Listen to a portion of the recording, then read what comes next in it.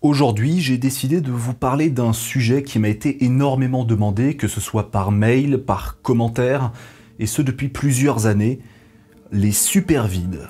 Cependant, faut quand même savoir quel type de vide on aborde, parce que c'est un terme polysémique qui a plusieurs définitions. Le vide est souvent associé à l'absence de matière. Si j'enlève tous les meubles de mon studio, la pièce deviendra vide. Sauf que non, c'est juste une expression, parce qu'il y aura quand même de la pression atmosphérique et suffisamment d'air pour ressentir des vibrations et entendre du son. La matière elle-même est d'ailleurs loin d'être remplie. La représentation des atomes est variable parce que les schémas ne sont jamais à l'échelle. Les nucléons, c'est-à-dire les protons et les neutrons, sont minuscules par rapport au diamètre de l'orbite des électrons autour d'eux. C'est d'ailleurs pour ça qu'on entend souvent que la matière baryonique est majoritairement composée de vide. Même si on s'en rend pas compte.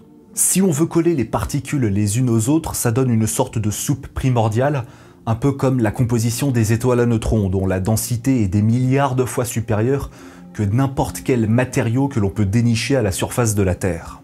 Mais cette vidéo aborde le vide en astronomie. Et là encore, il y a plusieurs définitions. Lorsque les astronautes à bord de la Station Spatiale Internationale effectuent une sortie extravéhiculaire, ils n'entendent aucun bruit. Le hublot de leur casque les sépare du vide spatial. Et ce vide est marqué par une absence de particules et d'atomes dans un volume donné, suffisamment pour ne plus pouvoir entendre aucun son, aucune vibration venant d'une source extérieure, bref, aucune pression. Mais l'orbite basse terrestre n'est pas totalement dépourvue de matière également. L'atmosphère de la Terre s'étend bien au-delà de la Station Spatiale Internationale. Il y a encore beaucoup d'atomes par centimètre cube, mais pas suffisamment pour porter le son. D'ailleurs, si vous êtes un jour exposé au vide spatial, ce que je déconseille fortement évidemment, la première réaction de votre corps ne sera pas de geler comme dans les films. Par contre, vos tympans explosent immédiatement. À cause de la pression évidemment, et vous vous évanouissez en quelques secondes, l'asphyxie vient juste après, non bref, c'est vraiment pas une bonne expérience. Mais en astronomie, le vide est surtout désigné pour parler de l'espace entre les galaxies, que l'on appelle le vide intergalactique. Andromède, la galaxie similaire à la nôtre la plus proche de la Voie lactée, se trouve à 2 millions d'années-lumière de distance. Entre elle et nous, on ne compte quasiment aucune étoile ou nébuleuse. Un bon moyen de se représenter le cosmos lointain, c'est de le comparer à l'urbanisation humaine. Les galaxies sont des sortes de grandes villes, et l'espace qu'il y a entre deux, c'est la campagne. Nous vivons dans une région du cosmos où il y a beaucoup de galaxies. Bon, certes espacées les unes les autres, évidemment, mais on est loin d'être seul au monde. Enfin, seul au monde à l'échelle de l'univers. La Voie lactée et Andromède possèdent des galaxies naines qui orbitent autour d'elle, formant ainsi le groupe local. C'est un petit quartier au sein de l'amas de galaxies dans lequel nous nous trouvons, le fameux superamas de la Vierge. Il mesure 200 millions d'années-lumière de large et regroupe 10 000 galaxies différentes, connues et étudiées depuis de nombreuses décennies. Ce qui est logique parce que ce sont les plus proches de nous. Enfin, proches entre guillemets encore une fois. Hein. Le superamas de la Vierge est lui-même contenu dans un autre superamas encore plus gros, l'Aniakea. Large de 520 millions d'années-lumière, il est si grand qu'il représente à lui seul une petite partie de la structure baryonique de l'univers. Sauf que là, on entre dans des dimensions encore plus extrêmes, encore plus grandes. Mais si une galaxie est une grande ville, l'Aniakea est plutôt une gigantesque mégapole. Mais ce genre de mégapole, combien il y en a dans le cosmos? Une dizaine? Une centaine? Non. Un peu plus de 6 millions. C'est beaucoup. Genre vraiment, vraiment beaucoup.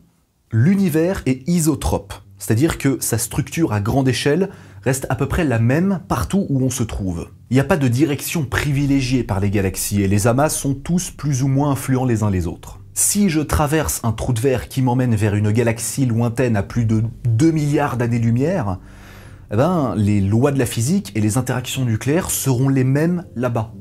Et je pourrais toujours calculer la circonférence d'un cercle grâce à pi. L'univers est isotrope.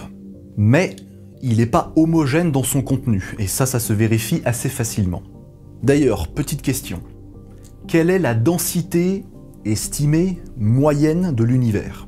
On prend toute la matière baryonique, la matière noire, toute l'énergie et la lumière qui va avec. Quelle est sa densité? 0,25 protons par mètre cube. C'est extrêmement faible. C'est à peu près le même ordre de grandeur entre ça et le vide spatial en orbite basse, avec le vide spatial et la pression atmosphérique sur Terre. C'est tellement faible que cela en devient troublant lorsque l'on constate le nombre colossal de galaxies, ne serait-ce que dans l'univers observable. Cependant, les distances qui séparent les étoiles sont faramineuses, alors on ne s'en rend pas compte à cause de l'imperfection de nos optiques. Les éclats de lumière et les aigrettes causées par l'impression photo nous font penser qu'une galaxie est un objet physique à part entière. Sauf que pas du tout, la taille de l'éclat d'une étoile par exemple est beaucoup plus grande que l'étoile elle-même. Un peu comme des phares de voiture la nuit dans un brouillard à une centaine de mètres. L'éclat du phare est plus petit que le phare lui-même. Les amas de galaxies côtoient d'immenses régions de l'univers avec quasiment rien dedans. Il y a un peu plus de 2 ans d'ailleurs, j'ai abordé le cas du vide du Bouvier, une région de 350 millions d'années-lumière de diamètre, ne contenant qu'une soixantaine de galaxies. C'est très peu. C'est très peu dans un espace aussi vaste. D'ailleurs, le surnom lui étant attribué en anglais, c'est le Great Nothing. Littéralement, le grand rien. Voilà. C'est-à-dire que le rien, il n'y a rien. Voilà. Eux-mêmes le disent. Le physicien Greg Aldering estime que si la Voie lactée était au centre du vide du Bouvier, l'humanité n'aurait découvert l'existence d'autres galaxies qu'à partir des années 1960. C'est dire à quel point il n'y a rien là-bas. Les superamas se relient techniquement entre eux par la gravité et forment ce qu'on appelle la toile cosmique. C'est un tissu de matière qui existe depuis les débuts de l'âge de l'univers et qui laisse inévitablement des énormes zones de vide. Et les plus gros d'entre eux sont les fameux supervides. Ouais, fallait bien qu'on en parle à un moment dans la vidéo. C'est quand même le titre. La toile cosmique, c'est pas vraiment un objet à part entière, c'est plutôt une structure immatérielle. Mais c'est techniquement la plus grande de l'univers, parce que ça représente le contenu de l'univers, littéralement. Et là, on comprend un petit peu mieux pourquoi est-ce que la densité moyenne de l'univers est si faible. C'est parce que la densité moyenne des supervides est 10 fois plus faible que la densité moyenne de l'univers. Donc forcément, entre les amas et les supervides, eh ben, ça équilibre. Donc là-bas, on est sur de l'ordre de 0,02 protons par mètre cube. C'est très peu. On trouve pas un atome avant plusieurs mètres, quoi. C'est un peu comme un pays où 95% de sa population est concentrée sur 2% de sa superficie. Mais alors, pourquoi autant de vide dans l'espace? Pourquoi y a-t-il autant de disparités dans le cosmos? En fait, plus les objets sont proches et plus ils s'attirent. Dans un univers très jeune, une galaxie qui possède déjà des nombreuses nébuleuses et pouponnières d'étoiles va en former très rapidement. Les premières galaxies complexes et massives vont attirer des congénères et les amas se forment progressivement.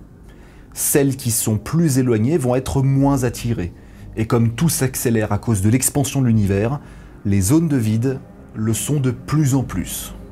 La vitesse de récession, c'est-à-dire la vélocité à laquelle un objet s'éloigne de nous dans l'univers, augmente. Et les supervides augmentent de volume sans pour autant former de nouvelles galaxies, ce qui réduit encore plus sa densité moyenne.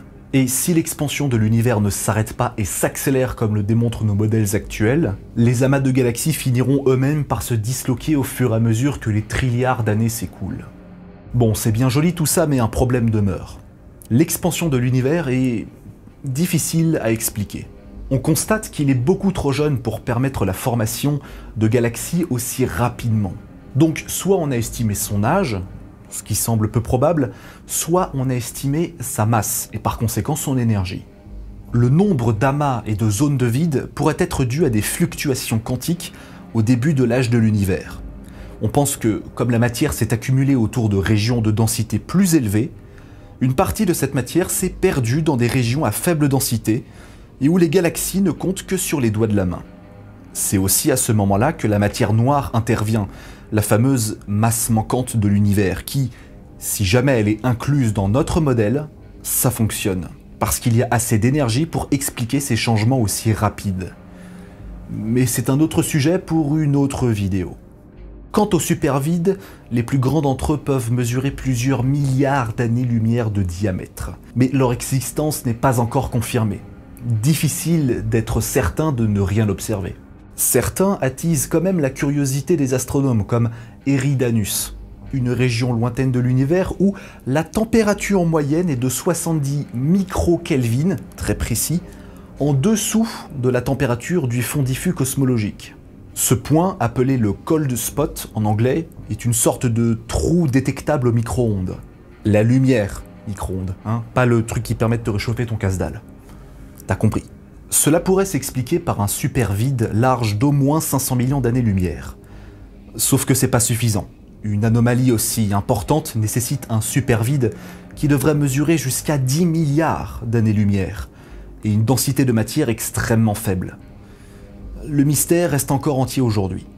L'univers observable ne nous permet pas d'observer, justement, des objets à plus de 14 milliards d'années-lumière, précisément parce que la lumière qui provient de ces objets n'a pas eu le temps de nous parvenir.